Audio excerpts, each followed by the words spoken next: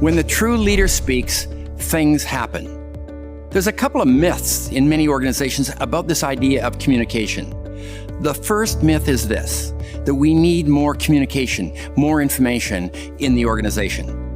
We really don't. In most of our organizations, we have too much information. We have actually too much communication. What we need is more meaning. What we need is more purpose. The second myth is around communication as a leadership competency.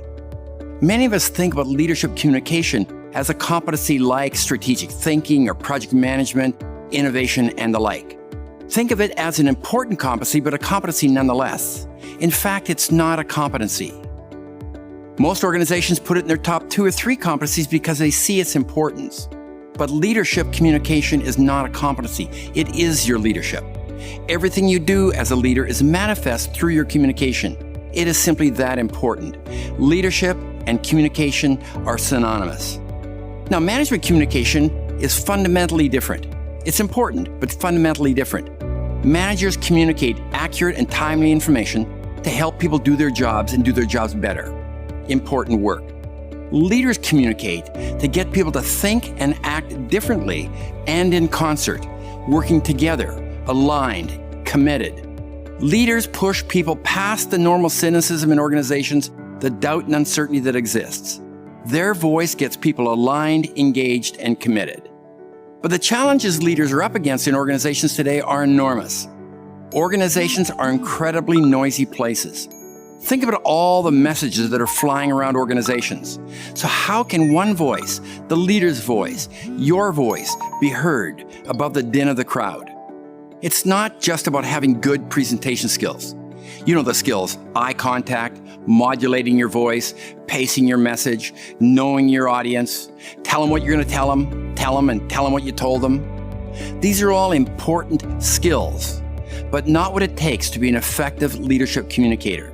To be heard, really heard, leaders need to speak in 3 dimensions: personal, future, and story. Personal. All communication is personal. Whether or not you're ordering office supplies or describing corporate strategy, you need to be able to make a personal connection. At this moment, even through this video, I'm either connecting with you personally or I'm not. You are deciding to either let my words touch you or not. I need to make that connection with you. Leaders do this by talking about passions and principles. They do it by talking about sacrifice, loyalty, service, community, the things that speak to the part of ourselves that we hold most dear. Leaders also must speak the simple, easily recognizable truth that stands out from all the spin and positioning and half-truths that float around organizations. People are listening for that truth teller, and they'll make a personal connection with the person they believe is telling them the truth. The second dimension is the dimension of the future.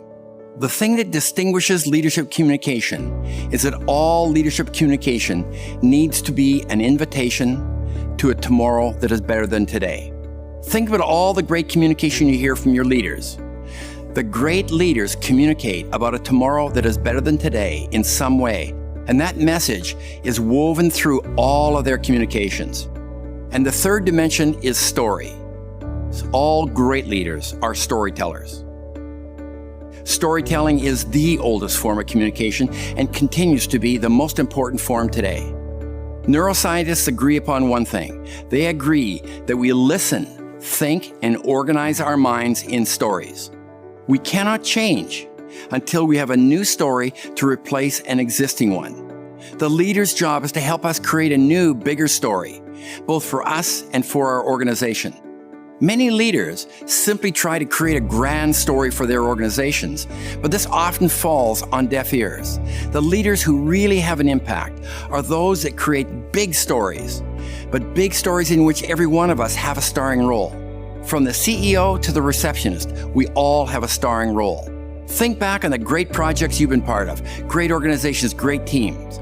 It's very likely that there was a leader there who created a big story for your team, a big story for your organization, and made sure you had a starring role. So one voice, your voice, can make all the difference in the organization today. The leader's voice can be heard above the din of the crowd. We're all listening for it. We're straining to hear it. All of us who work within organizations are listening for that leader's voice. When the leader speaks, something inside us moves. It resonates with our deepest hopes and aspirations.